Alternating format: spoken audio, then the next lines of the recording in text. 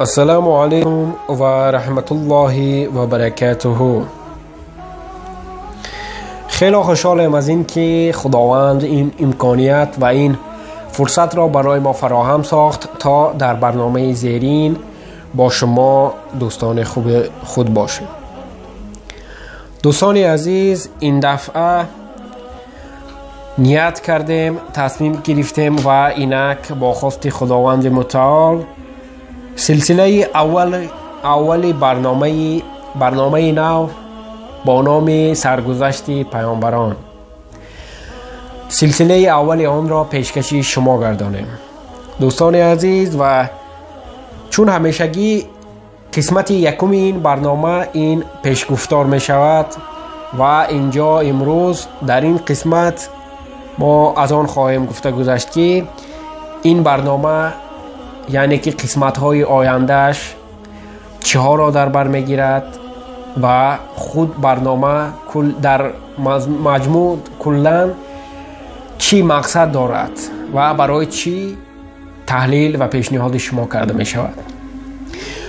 دوستان عزیز، خیلی که از سلفه این برنامه آگاه هستید، این برنامه مخصوص برای آموختن حیات پیامبران است، حیات فرستادگان خداوند متعال، و ما کوشش میکنیم که در حدود همین برنامه برای شما از حیات پیامبرانی که خداوند از آنها در قرآن کریم ذکر کرده است،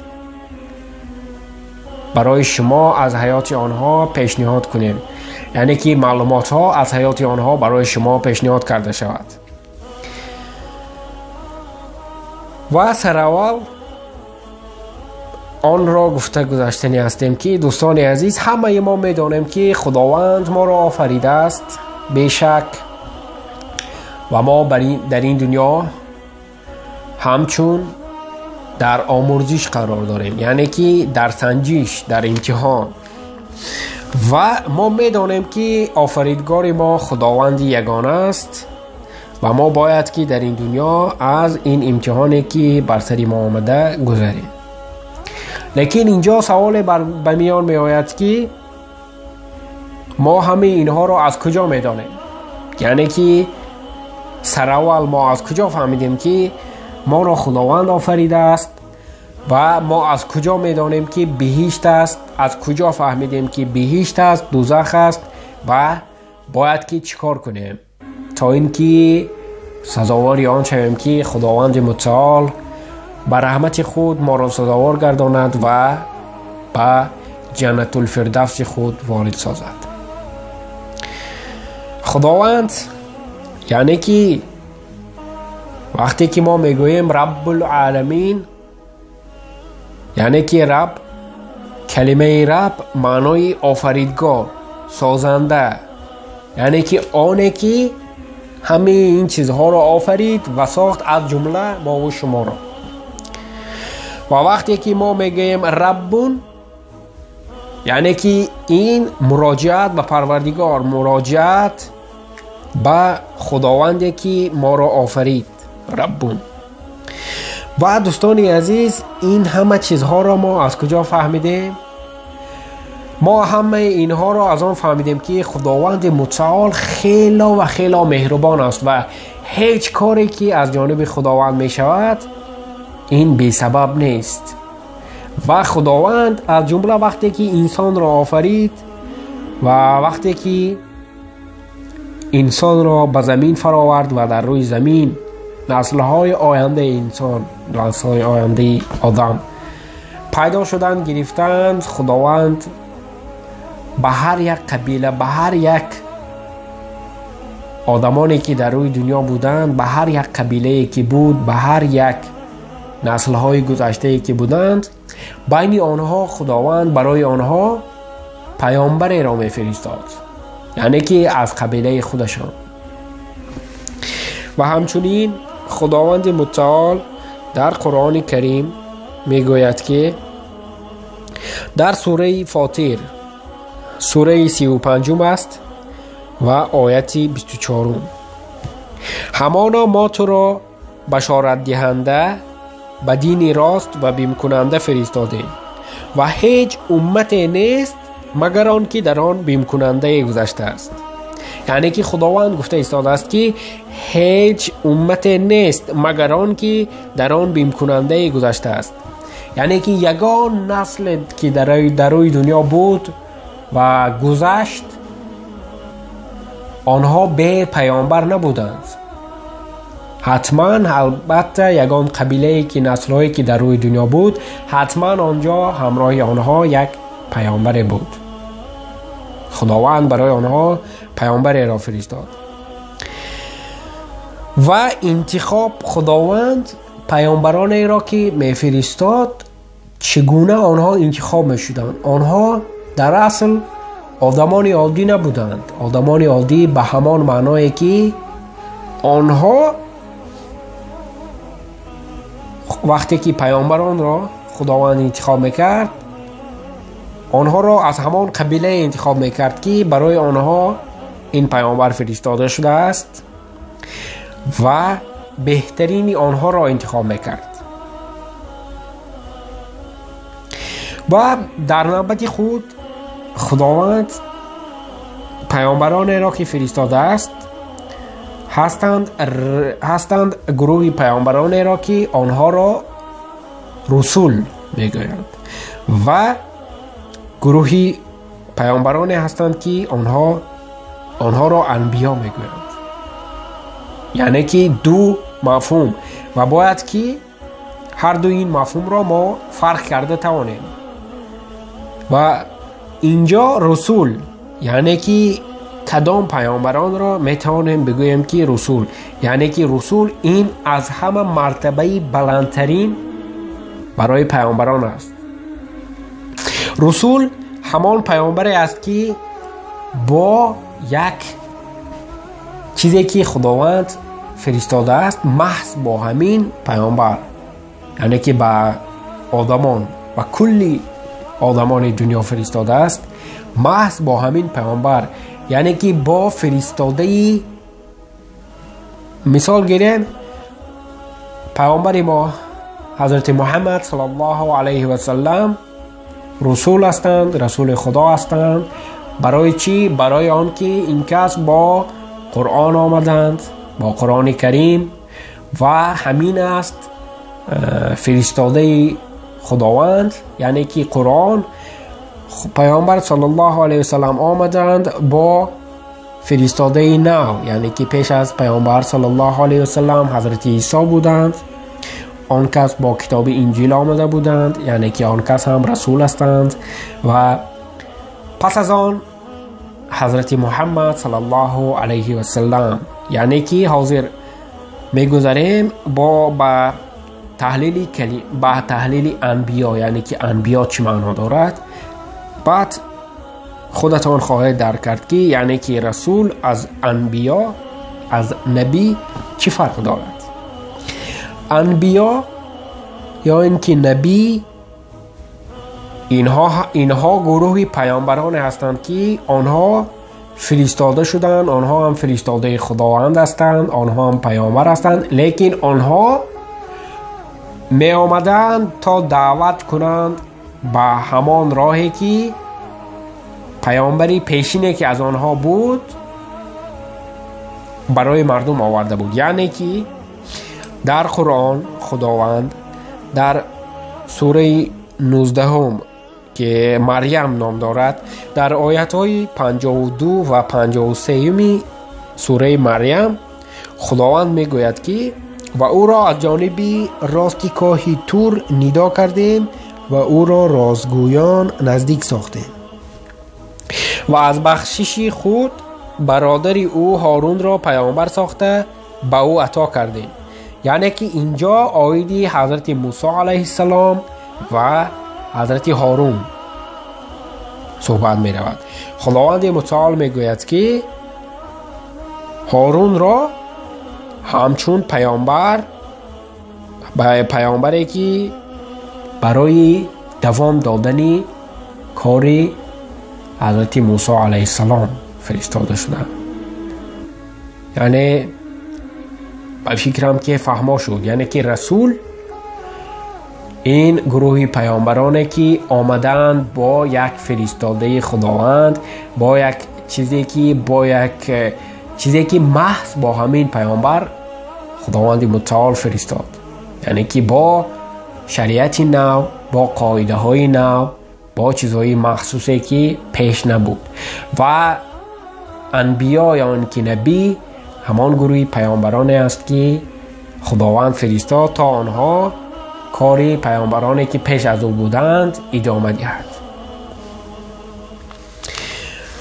و در بالا خیلی که گفتیم خداوند وقتی که پیامبران را برای ما و شما میفرستاد، خداوند از بهترین انسان ها انتخاب میکرد. یعنی که پیامبرانی که بودند آنها نه تنها بعد از پیامبر شدن انسان های بهترین بودند، بلکه آنها خصلت های مخصوص داشتند حتی تا آن زمانی که با پیامبری نازل گردیدند. البته که خداوند میدانست تقدیر آنها را و خداوند میدانست که آنها پیامبر هستند، لیکن مردم که نمیدانستند و تا زمانی که آنها دعوت خود را آغاز میکردند این خصلت ها برای آنها بود، در آنها موجود بود. یعنی که آنها یکم دروغ نمی گفتند حتی پیش از پیامبری. یعنی که یگان پیامبری نیست که حتی پیش از آنی که پیامبر شده باشد دروغ گفته باشد.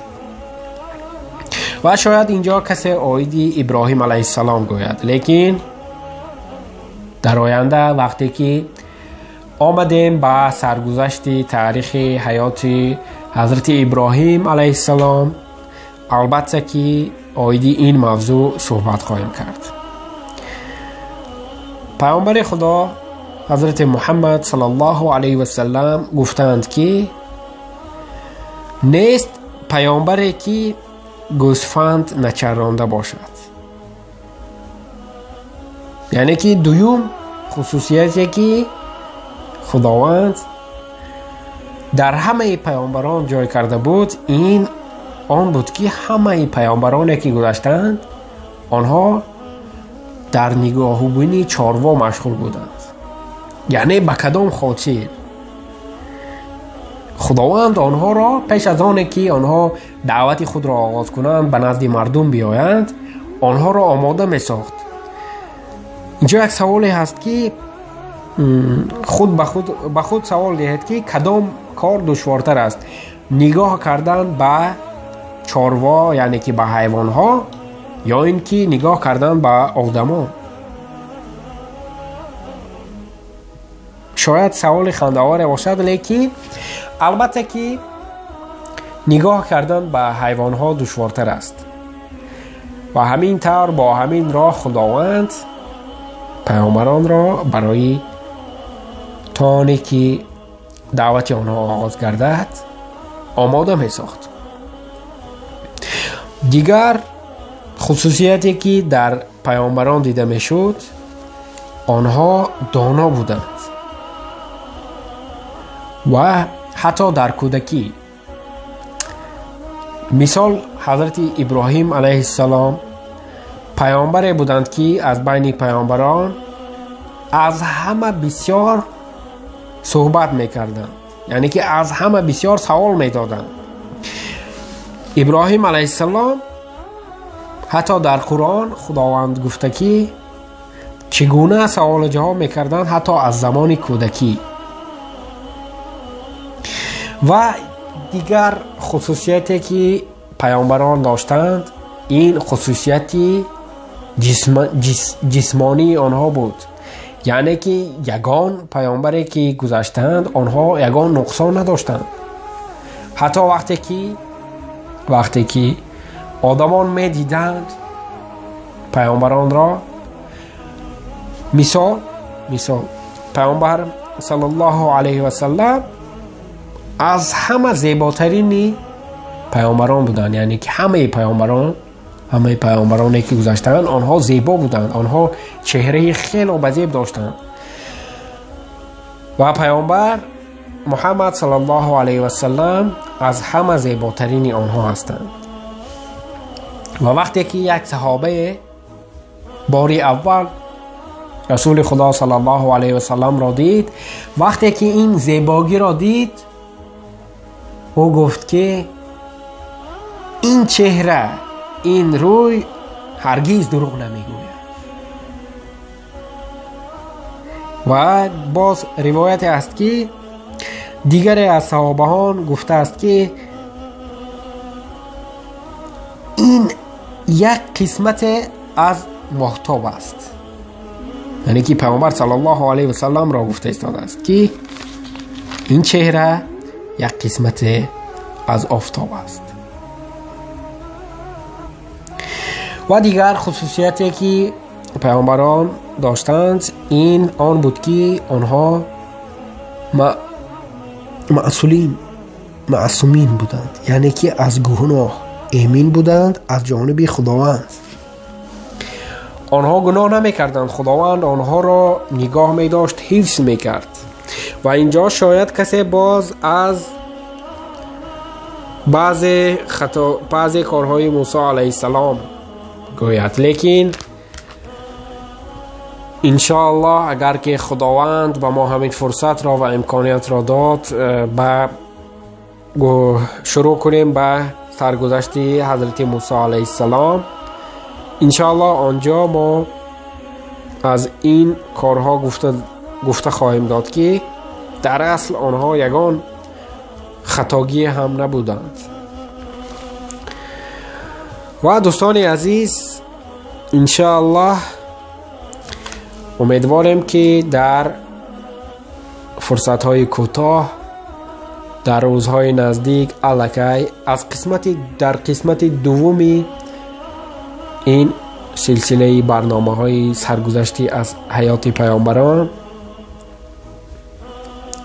ما الکی آغاز میکنیم از قصه حضرت آدم علیه السلام و همینطور خیلی که در بالا قید کردیم همه آن پیامبرانی که در قرآن اسمای آنها ذکر شده است.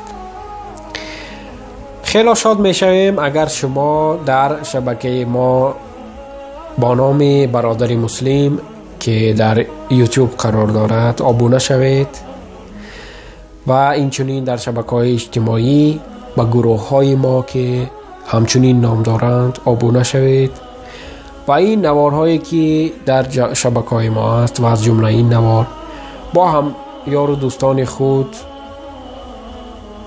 با آنها نیز بفرستید و آنها را نیز دعوت نمایید تا ما را همراهی کنند. خداوند نگهبان هر یک شما تا قسمت‌های آینده. السلام علیکم و رحمت الله و برکاته.